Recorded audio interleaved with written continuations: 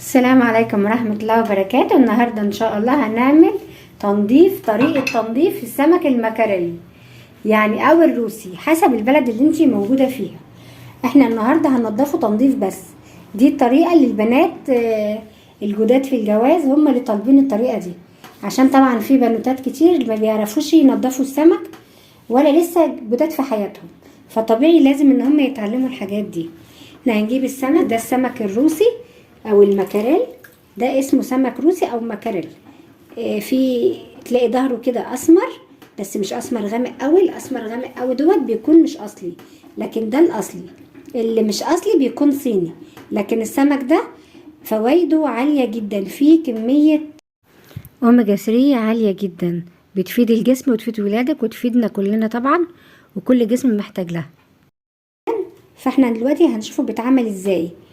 وطبعا احسن انواع السمك الروسي ده. احنا النهارده هننضفه بالسكينه من غير مقص، عشان في بنات تقول المقص بيوجع ايدي ومش بعرف اعمله. احنا هنعمل كده، نشيل الراس بتاعته خالص اهي،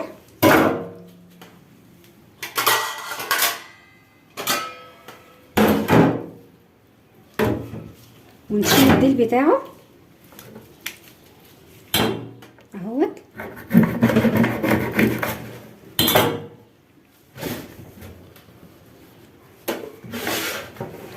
وبعدين نشيل الزعانف والخياشيم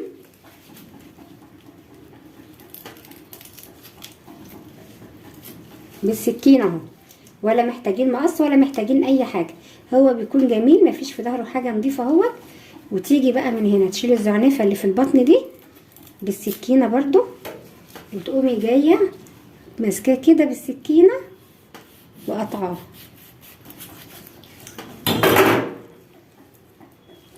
شوفي ده قلبه، بيكون قلبه فيه.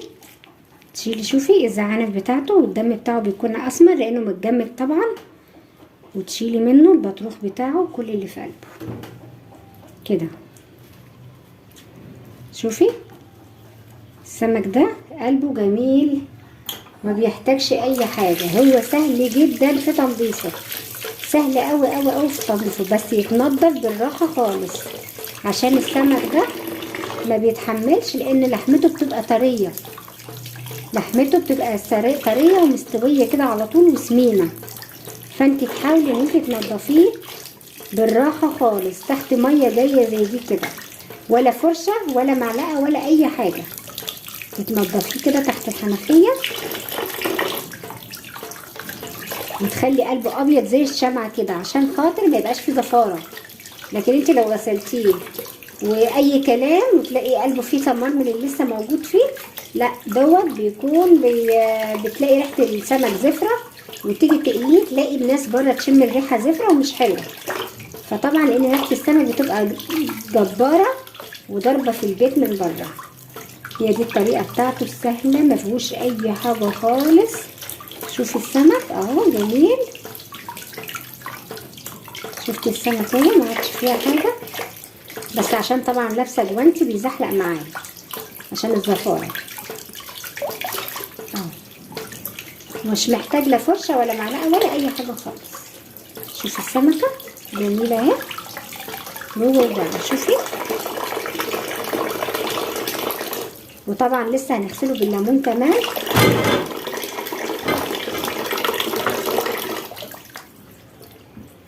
نجيب السمكه تانية اهي، نجيب الراس بتاعتها ونقطعها برضو،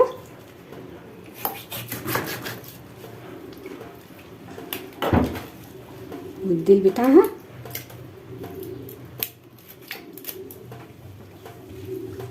وتيجي على الزعانف تشيليها، ممكن تقومي داخله كده من قلب السمكه كده وفتحها اهي، مخدتش اي حاجه. انا وريتك من بره ووريتك برضو من جوه. وتشيلي الخياشيم بتاعتها اهي بالبطروخ بتاعها، وبرضو في ميه جاريه وتنضفيه.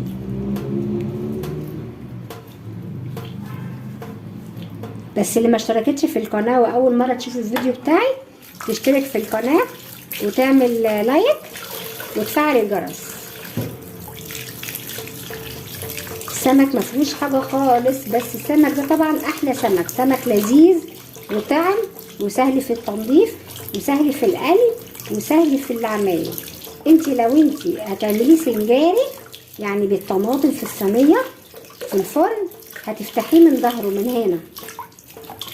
لو انت هتقليه هتفتحيه من بطنه، يعني هنا كده بتفتحيه سنجاري، هنا كده بيتفتح مقلي. السمك ده حساس قوي قوي قوي في تنظيفه، حساس يعني لا عايز فرشه ولا عايز معلقه ولا عايز حاجه، هو بس بايديكي كده وتعمليه.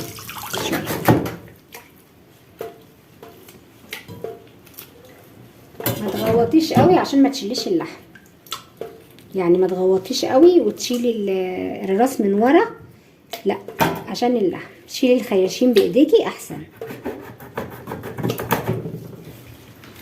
تقومي ماسكه السمكه كده، دخلي السكينه بس نشيل الزعانف، مشيلناهاش.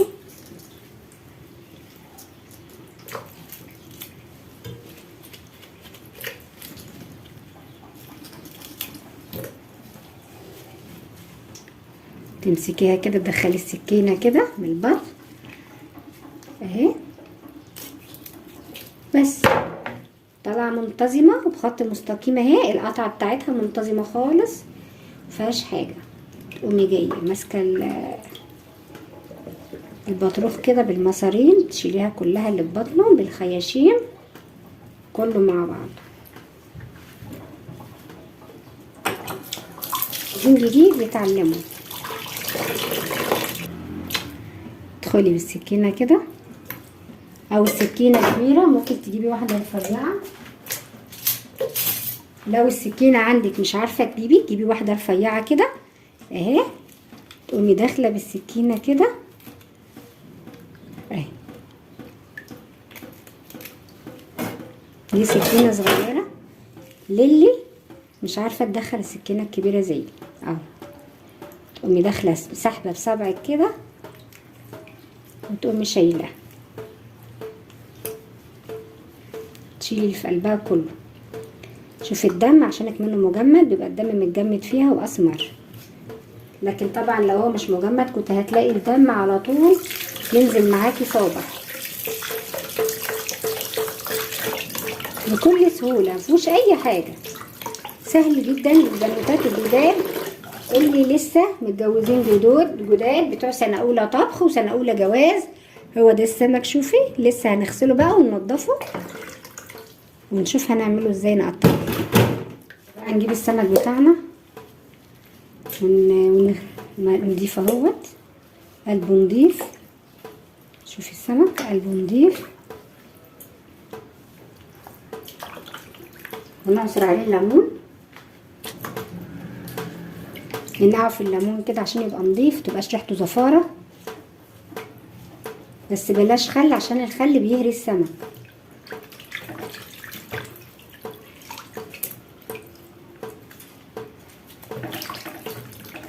نقطعه الاول. السمك ده مش كبير قوي، ناخده ايه، نقطعه 2، نقطع السمكه 2 لان السمك ده متوسط الحجم اهو، بالراحه خالص، ان السمك ده ما بيتحملش اهو. ننقعه في الميه بليمون تاني، تيجي من ظهرها كده وتقطعيها،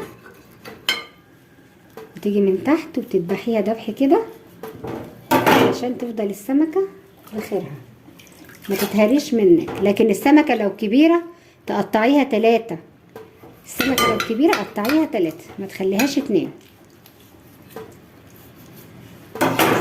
السفه بيطلع ازاي عشان السمكه ناعمه مش سمكه خشنه انها تتحمل، لا ده مش بيتحمل، يعني ده ما فيهوش لعب.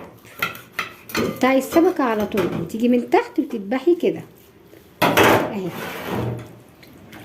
وتنقعيه في الميه وفي الليمون وتسيبيه شويه. لون الميه مغير من لون الليمون اللي مخلي لون الميه مغير شويه.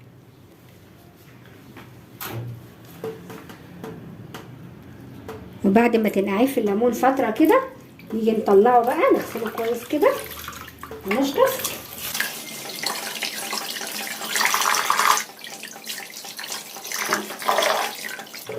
شوف السمك نضفته نضيف وريحته زي الفل، ريحته حلوه قوي ونضيف. شوف السمك، صفي الميه كده.